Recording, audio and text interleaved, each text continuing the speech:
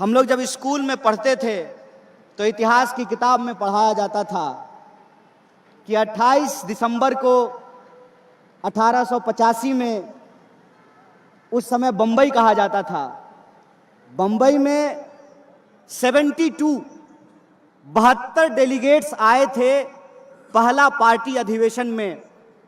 भारतीय राष्ट्रीय कांग्रेस के पहले अधिवेशन में 72 लोग आए थे, ओनली 72।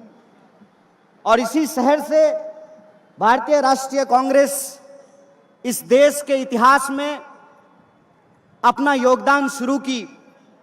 और मैं इस बात को दावे के साथ कह सकता हूं कि आधुनिक भारत का आधार अगर कोई पार्टी है तो उस पार्टी का नाम भारतीय राष्ट्रीय कांग्रेस है। आज जब मैं अपने देश भर के जुझारू कार्यकर्ताओं को पार्टी स्थापना दिवस की, अपने देशवासियों को पार्टी स्थापना दिवस की बधाइयां दे रहा था, तो मेरा भाजपा का एक दोस्त हमको बोला कि भाई इस पार्टी को तो एओ ह्यूम ने बनाया था।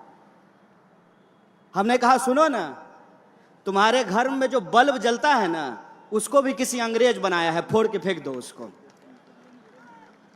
मैं एक बात आप लोगों से कहना चाहता हूं, और ये एक एक कार्यकर्ताओं को जानने के लिए जरूरी है कि विज्ञान का कोई देश नहीं होता है, ज्ञान का कोई देश नहीं होता है।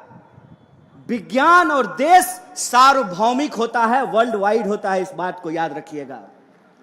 और जो 1885 में पार्टी बनी, उस पार्टी को नया स्वरूप और नया कलेवर अगर किसी ने दिया तो 1920 के बाद उस महान इंसान का नाम महात्मा गांधी है, इस बात को याद रखिएगा।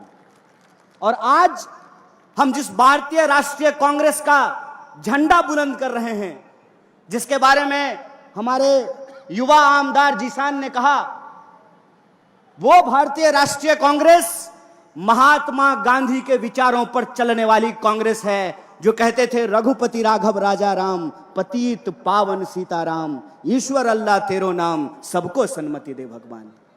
और हमको गर्व है इस बात का कि 1885 में बनी भारतीय राष्ट्रीय कांग्रेस 1920 में महात्मा गांधी के नेतृत्व में, पंडित जवाहरलाल नेहरू के नेतृत्व में, मौलाना अबुल कलाम आजाद के नेतृत्व में और सरोजिनी नायडू के नेतृत्व में, सरदार वल्लभ भाई पटेल के नेतृत्व में, सुभाष चंद्र बोस के नेतृत्व में वो पार्टी पूर्ण स्वराज का मांग करती है। और वो कहती है आधी अधूरी आजादी नहीं चाहिए, आजादी चाहिए तो पूरी आजादी चाहिए। और हमें गर्व है कि वही भारतीय राष्ट्रीय कांग्रेस 15 अगस्त 1947 को देश को अंग्रेजों से आजाद कराती है।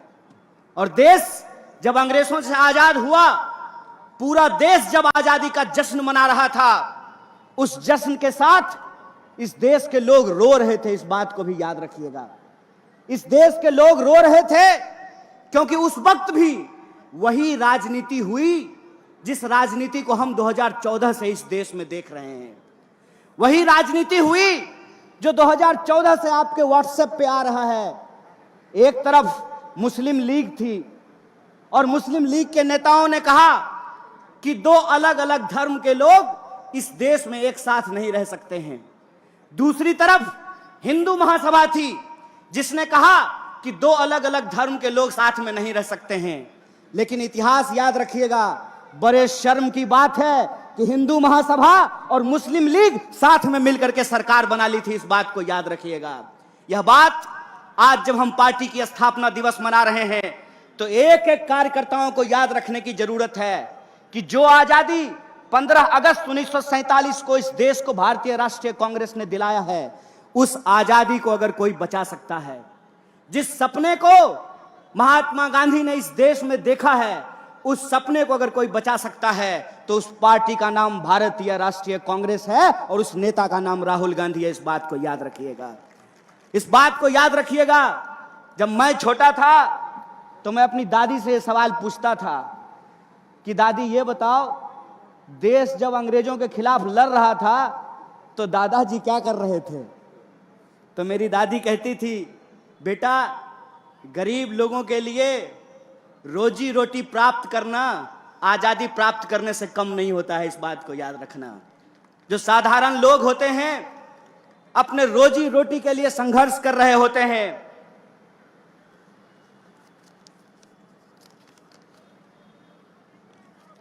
अपने रोजी रोटी के लिए संघर्ष कर रहे होते हैं, लेकिन देश जब परिवर्तन की ओर उन्मुख हो, देश में जब कोई बदलाव हो रहा हो, तो उस बदलाव में शामिल होना सौभाग्य की बात होती है। मैं अपने सेवा दल के कुछ साथियों को यहां खड़ा देख रहा हूं।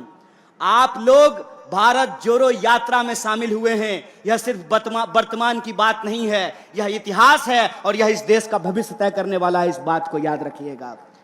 इस बात में कोई दो राय नहीं है कि दो तरह के विचार के लोग इस देश में रह रहे हैं। एक वो हैं जो इंसान को आपस में बांटना चाहते हैं, एक वो हैं जो नफरत की भाषा बोल रहे हैं, एक वो हैं जो इंसान को आपस में उनकी पहचान के आधार पर लड़ा रहे हैं, एक वो हैं जो इस देश के लोगों का रोजी रोटी छीन करके अपने दोस्तों की तिजोरियों में भर रहे हैं। दूसरी तरफ भारतीय राष्ट्रीय कांग्रेस है, जिसको इस देश के लोगों को जोड़ करके रखना है, उनके बीच में मोहब्बत का पैगाम और संदेशा लेकर के जाना है। उनको इस बात को इंश्योर करना है कि इस देश के भीतर सबके लिए रोजी रोटी का इंतजाम होगा। यह देश सबका है, सिर्फ प्रधानमंत्री के दोस्त का नहीं है। इस बात का हमको संघर्ष करना पड़ेगा। इसीलिए जब आज हमारे सामने दो तरह के विचार है, एक तरफ वो लोग हैं जो नफरत की भाषा बोल रहे हैं, तो दूसरी तरफ हम तमाम लोगों को मोहब्बत की भाषा बोलनी पड़ेगी। एक तरफ वो लोग हैं जो दंगा फैलाने की बात कर रहे हैं, हिंसा करने की बात कर रहे हैं, तो हमको आपस में मिलजुल करके एकजुट होकर के रहने की जरूरत है। और आप लोगों ने देखा होगा, एक सांसद हैं भोपाल की, सुना है कि नहीं सुना है? मैं उनको साध्वी नहीं बोलता हूं, क्योंकि साध्वी की भाषा में ना हिंसा नहीं होती है। जो सन्यासी होता है वो नफरत की बात नहीं करता है, जो सन्यासी होगा वो नफरत की बात नहीं करेगा, और जो नफरत की बात करेगा वो सन्यासी नहीं हो सकता है। इस बात को याद रखिएगा। तो वो जो सांसद हैं उन्होंने हिंसा की बात की, तो मुझे इसमें ना एक जो है साजिश दिखाई देता है। साजिश जानते हैं क्या है? वो सांसद महोदया एक्चुअली जय शाह के पापा का मजाक उड़ा रहे थे। जय शाह के पापा का मजाक कैसे उड़ा रहे थे? देश का गृह मंत्री कौन है? अमित शाह है ना। तो कानून व्यवस्था का पालन करना किसका काम है? अमित शाह का। तो साध्वी ये कह रही थी कि अमित शाह निकम्मा है, इसीलिए अपने घर में चाकू तेज कर लिए, यही कह रही थी ना। उस बयान का यह भी मतलब तो निकाला जा सकता है कि आप इस देश के बहुसंख्यकों को डरा रहे हैं और आप ये बता रहे हैं कि जय शाह का पप्पा किसी काम का नहीं है, इसीलिए अपने घर में चाकू तेज कर लीजिए। यह बात आपको ठीक लगती है? यहां पुलिस के लोग वर्दी पहन करके खड़े हैं, क्या मैडम हम ही लोग चाकू तेज कर लें तो आप लोग क्या कीजिएगा? उत्तर प्रदेश पुलिस की तरह मुंह से ही ठाई ठाई कीजिएगा? क्या कीजिएगा बताइए? बताइए इस देश की सिक्योरिटी फोर्सेज क्या करेगी? बताइए इस देश की पुलिस क्या करेगी? बताइए इस देश की न्यायपालिका क्या करेगी? बताइए इस देश की अदालतों में क्या होगा? बताइए इस देश में कानून व्यवस्था का क्या होगा? अगर हमको अपने घर में चाकू तेज करना है तो फिर गृह मंत्री किस लिए? अपने बेटा को बीसीसीआई का सेक्रेटरी बनाने के लिए? किस लिए है गृह मंत्री? किस लिए है रक्षा मंत्री? इस सवाल को अपने मन में पूछिए, और इस सवाल को जब आप अपने मन में पूछेंगे तब आपको समझ में आएगा कि ये नफरत की भाषा क्यों बोली जाती है। ये नफरत की भाषा इसलिए बोली जाती है ताकि हम आपस में लड़ने लगें, और जब हम आपस में लड़ने लगेंगे तो हमारा रेलवे बेच करके अपने दोस्त की तिजोरी में साहब पहुंचा देंगे। साहब ने कहा कि हम ट्रेन के डब्बे में चाय बेचते थे। गुरु हम आपको चाय बेचते हुए तो नहीं देखे हैं, लेकिन रेलवे बेचते हुए आपको देख रहे हैं। गुरु हम आपको चाय बेचते हुए तो नहीं देखे हैं, लेकिन बीएसएनएल बेचते हुए देख रहे हैं। गुरु हम आपको चाय बेचते हुए नहीं देखे हैं, लेकिन LIC बेचते हुए देख रहे हैं। देख रहे हैं कि नहीं देख रहे हैं? और अगर कोई चाय बेचने वाला होता तो दूध का दाम बढ़ाता क्या? मैं मोदी जी की तरफ पूछूं क्या? अगर कोई चाय बेचने वाला देश का प्रधानमंत्री होता तो जब नया साल आने वाला है तो 2 रुपया दूध महंगा किया जाता क्या? दूध से इनका नाता नहीं है, चीनियों से जरूर है। दूध से नाता हो ना हो, चीनी से जरूर है। और यह बात मैं क्यों बोल रहा हूं? पहली बार ऐसा हुआ है कि कोई हमारे यहां आ गया, गलत किया। पूरी तरीके से भारतीय राष्ट्रीय कांग्रेस चाइना का विरोध करती है, उसकी निंदा करती है कि चाइना को कोई अधिकार नहीं है कि हमारी सीमा में घुसे, और अगर घुसेंगे तो हमको अपने देश के जवानों पे भरोसा है। हमारे घर में लोग फौज की नौकरी करते हैं, इसीलिए हमको पता है। अरे जूता नहीं भी होगा ना तो हौसलों से उनका मुकाबला करेंगे, यह बात हम जानते हैं। लेकिन कुछ निकम्मे लोग हैं कि बड़ी चालाकी से वर्दी के पीछे छुप जाते हैं। कभी वर्दी को बदनाम कर देते हैं, कभी वर्दी के पीछे छुप जाते हैं। जब प्रज्ञा बोल रही थी चाकू तेज कर लीजिए, तब वर्दी को बदनाम कर रही थी, पुलिस वालों का मजाक उड़ा रही थी। और जब सरकार से सवाल पूछा गया तो वर्दी के पीछे छुप गए। तो मैं उनसे कहना चाहता हूं कि विपक्ष होने के नाते हम सरकार से सवाल पूछते हैं, और सरकार से सवाल पूछना सेना का अपमान करना नहीं होता है। सरकार यह जवाब दे कि प्रधानमंत्री जब कहते हैं कि ना कोई आया था ना कोई आया है, तो हमारे जवान घायल कैसे हुए, इस सवाल का जवाब रक्षा मंत्री को देना चाहिए। दोस्तों, हम एक गंभीर परिस्थिति से गुजर रहे हैं। इसीलिए भारतीय राष्ट्रीय कांग्रेस जिस तरीके से मजबूत विपक्ष की भूमिका निभा रही है, हमारे एक एक कार्यकर्ताओं को इस देश के एक एक घर तक पहुंचना पड़ेगा। और जो हमारी विचारधारा है, वैष्णव जनते तेने कहिए पीड़ पड़ाई जाने दे। वैष्णव होने का मतलब होता है दूसरे के दुख दर्द में शामिल होना। और आज इस देश का दुख दर्द क्या है?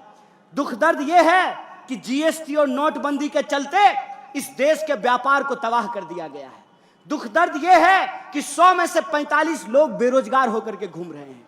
दर्द यह है कि हर 15वें-16वें मिनट में हमारी किसी महिला के साथ कोई अत्याचार होता है। दर्द यह है कि शोषितों वंचितों के ऊपर अत्याचार हो रहा है। दर्द यह है कि दिन भर ये साहब क्या भाऊ लाठी लेकर के ड्यूटी करते हैं, बुढ़ापा में पेंशन नहीं मिलेगा तो आपको सुरक्षा मिलेगी। दर्द यह है कि जो लोग अपनी पूरी जिंदगी लगा देते हैं सरकार की नौकरी करने के लिए, उनका पेंशन बंद कर दिया गया है। यह इस देश का बुनियादी सवाल है। इस देश का बुनियादी सवाल रोजी रोटी, कपड़ा, मकान, शिक्षा, स्वास्थ्य, सड़क, बिजली, पानी का सवाल है। इसीलिए हम आपसे यह अंतिम आग्रह करना चाहते हैं कि जब तक भारतीय राष्ट्रीय कांग्रेस है, तब तक इस देश के ऊपर गोडसे की विचारधारा नहीं थोपी जा सकती है। इंसान को इंसान से नहीं लड़ाया जा सकता है, इंसान को इंसान से नहीं बांटा जा सकता है। इसीलिए हमको अपने देश के बुनियादी सवालों पे बात करना है, और बुनियादी सवाल पे बात हो, इसके लिए जरूरी है कि नफरत की भाषा जो बोलने वाले लोग हैं, हम उनके साथ नहीं खड़े होंगे।